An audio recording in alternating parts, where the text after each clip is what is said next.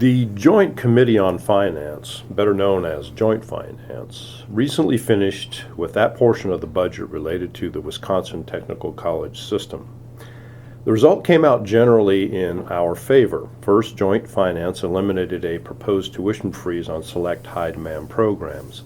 Second, it established a cap on performance funding of 30%, rather than move to 100% as originally proposed by the governor. However, before I go into detail, it needs to be clear that these are not final decisions.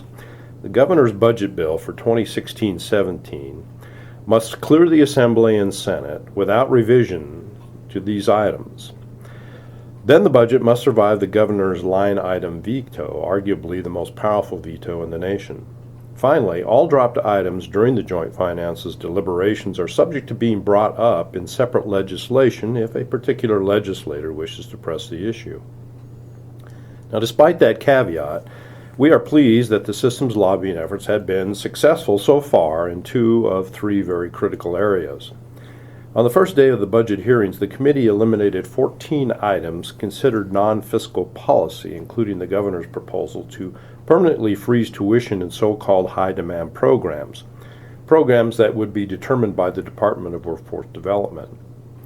We are glad the Joint Finance recognized that what is a high-demand program for our district may not be one in another.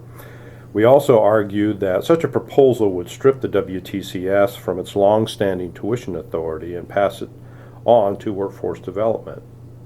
Capping performance-based funding at 30% was unanimously approved by the 16-member committee. We argued that a performance funding increase would pit district against district as each district tried to protect its base funding.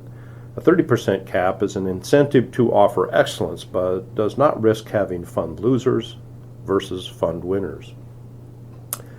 One last area of concern is the governor's proposal to eliminate 9 WTCF staff and transfer IT, HR, budget, and finance functions to the Department of Administration. We contend that this is a bad idea both financially and functionally because the Department of Administration is neither as responsive as the WTCS staff to the needs of our 16 colleges, nor is it expert in the business of education, something our WTCS staff demonstrate each day. Additionally, the state office would have to pay DOA almost $850,000 annually to assume these functions, additional funding the state office simply doesn't have.